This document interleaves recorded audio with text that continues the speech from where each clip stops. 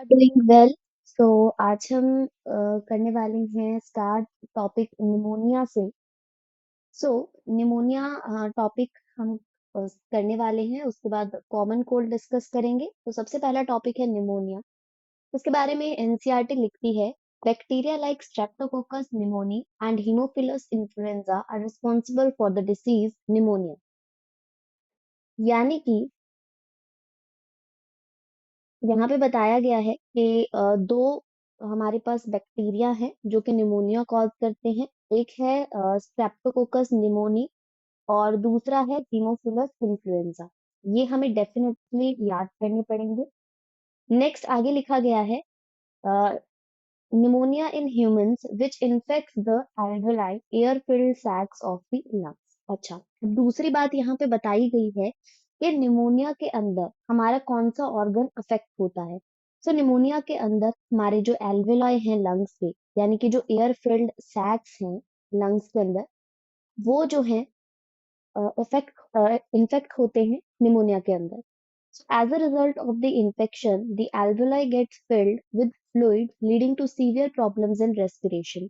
अब ये जो थर्ड लाइन लिखी गई है, इस लाइन में बताया गया है कि किस तरह से हमारा जो ऑर्गन निमोनिया में इफेक्ट होता है, यानी कि जो एल्वेलाई है वो किस तरह से इन्फेक्ट होती है। सो एक्चुअली एल्वेलाई में क्या होता है कि एल्वेलाई में फ्लूइड जो है जमा होने लग जाता है। ठीक है, तो जब फ्लूइड फिल होने लग जाता है तो उससे काफी सारी प्रॉब्लम्स आती है रेस्पिरेशन में। सो निमोनिया जो है वो एक रेस्पिरेटरी डिसऑर्डर है जो कि दो बैक्टीरिया कॉज करते हैं, Streptococcus pneumoniae and haemophilus influenza. और इसके अंदर हमारे एल्वेोलाई इफेक्ट होते हैं। देन हमें बताया गया है कि सिम्टम्स क्या क्या है निमोनिया के। सो सिम्टम्स जो है निमोनिया के, वो उसके अंदर आता है, the symptoms of pneumonia include fever, chills, cough and headache. So ये चार मेन सिम्टम्स हैं इसके, निमोनिया के। फीवर आना, चिल्स होने, कफ होनी और हेडेक होना, सिर दर्द होना, ये सब जो है सिम्टम्स हैं निमोनिया के। और जब बहुत ज्यादा निमोनिया हो किसी बंदे को तो उस केस में एक स्पेशल सिम्टम भी होता है, जैसे कि यहाँ पे बताया गया है, in severe cases the lips and fingers nails में turn grey to bluish in colour. ये जब सीवियर केसेस हो, यानी बहुत ज्यादा निमोनिया हुआ हो किसी इंसान को, तो उसके जो लिप्स हैं और जो उसके फिंगर्स के नेल्स होते हैं, उनकी जो कलरेशन है वो ग्रेइश टू ब्लूइश हो जाती है। मतलब ग्रे या ब्लूइश जैसी अपीयरेंस देते हैं लिप्स और finger के nails। A healthy person acquires the infection by inhaling the droplets or aerosols released by an infected person or even by sharing glasses and utensils with an infected person। बताया गया है कि pneumonia किस तरह की disease है, communicable and non communicable, यानी infectious है या नॉन इन्फेक्शियस है। सो अगर मैं सीधा सीधा स्पष्ट बोलूं तो निमोनिया जो है वो इन्फेक्शियस डिसीज है जो एक पर्सन से दूसरे पर्सन में ट्रांसमिट हो सकती है। ठीक है, तो ये ड्रॉपलेट्स के थ्रू भी हो सकती है, यानी कि जो इन्फेक्टेड पर्सन है अगर उसने ड्रॉपलेट्स जो है रिलीज की, तो वो जो ड्रॉपलेट्स अगर किसी नॉर्मल पर्सन के कांटेक्ट में आए तो नॉर्मल पर्सन जो है वो भी इन्फेक्ट हो जाएगा विद निमोनिया, राइट। या फिर अगर आप ग्लास शेयर करते हो इन्फेक्टेड पर्सन के साथ, या आप यूटेंसिल्स बर्तन वगैरह शेयर करते हो इन्फेक्टेड पर्सन के साथ, तब भी जो है हेल्दी पर्सन को निमोनिया की इन्फेक्शन हो सकती है। ठीक है जी। तो ये सारी बातें थी निमोनिया के बारे में एक ही पैराग्राफ में, बट ये बहुत बहुत बहुत ज्यादा इंपॉर्टेंट बातें हैं। जैसे कि सबसे पहली बात है कि निमोनिया जो है वो कौन सा बैक्टीरिया कॉज करता है।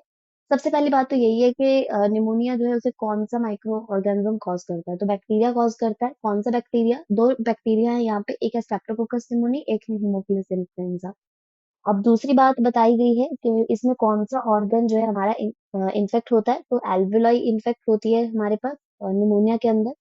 तो एल्वेलाई में आखिर होता क्या है, ऐसा मतलब क्या होता है इसके इन्फेक्शन में? तो इसके इन्फेक्शन के अंदर जो एल्वेलाई है उसके अंदर फ्लूइड फिल होने लग जाता है, जिसकी वजह से रेस्पिरेशन प्रॉब्लम्स आती हैं।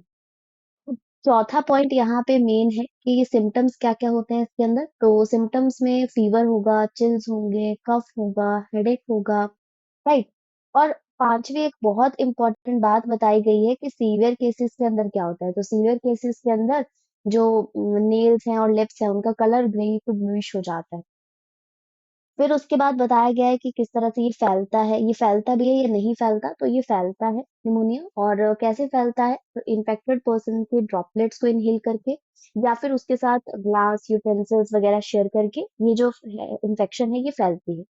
तो ये 6 पॉइंट्स हैं जो निमोनिया के रिलेटेड बहुत ज्यादा इंपॉर्टेंट है। तो इसके बाद एक कॉमन पॉइंट बताया गया है कि dysentery, plague, diphtheria etcetera are some of the other bacterial disease in men. तो कुछ और भी डिसीज हैं जो बैक्टीरिया कॉज करता है इंसानों के अंदर, जैसे कि डायसेंट्री हो गया, प्लेग हो गया, डिप्थीरिया हो गया। ठीक है जी, तो ये हो जाता है। और इसके बाद आज की वीडियो का दूसरा टॉपिक है कॉमन कोल्ड। ठीक है, तो दूसरा टॉपिक जो है वो है कॉमन कोल्ड। सो कॉमन कोल्ड के बारे में क्या क्या लिखा है, चलिए देखते हैं। ये है हमारा टॉपिक कॉमन कोल्ड, और जिसे हम जुकाम बोल देते हैं आम भाषा में। तो उसी के बारे में हम डिस्कशन करने वाले हैं यहाँ पे। Many viruses also cause disease in human beings. काफी सारे वायरस भी हैं जो ह्यूमंस में बीमारियां करते हैं, बीमारियां, और ह्यूमंस में बीमारियों का शिकार कई बार ह्यूमन वायरस की वजह से भी होता है। So rhino virus represent one such group of viruses which cause one of the most infectious human ailments, the common cold. सो जो राइनो वायरस है वो ऐसा ही एक वायरस है जो कि बहुत ज्यादा इंफेक्शियस जो डिसीज कॉज करता है ह्यूमंस में, जो है कॉमन कोल्ड। यानी कि जुकाम जो है हमें इजीली किसी भी बंदे को, इन्फेक्टेड बंदे से हो जाता है। ये बात यहाँ पे बताई गई है। और इसका पॉजिटिव एजेंट कौन है, राइनो वायरस है। अब इसमें होता क्या है, they infect the nose and respiratory passage but not the lungs.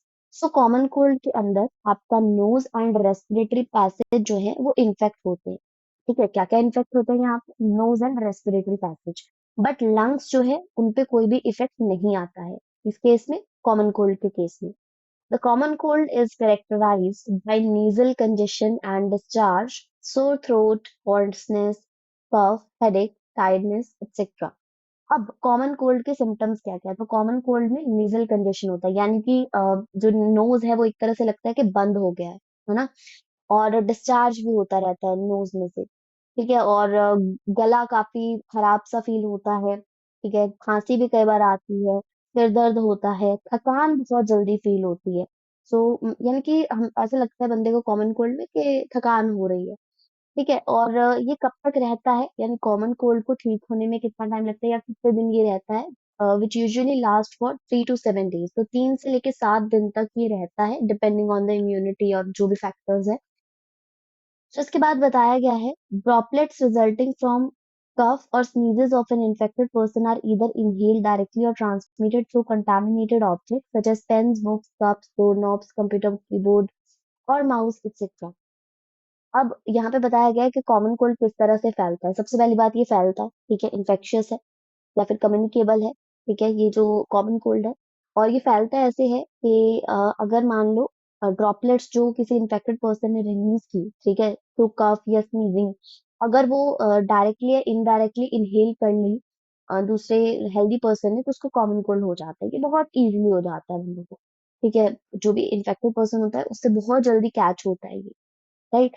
और बाकी ये कंटामिनेटेड ऑब्जेक्ट्स होते हैं जो जो इन्फेक्टेड पर्सन ने टच किए होते हैं। ठीक है, या फिर उसके ड्रॉपलेट्स वहां पर गए होते हैं, जो भी ऑब्जेक्ट्स हैं।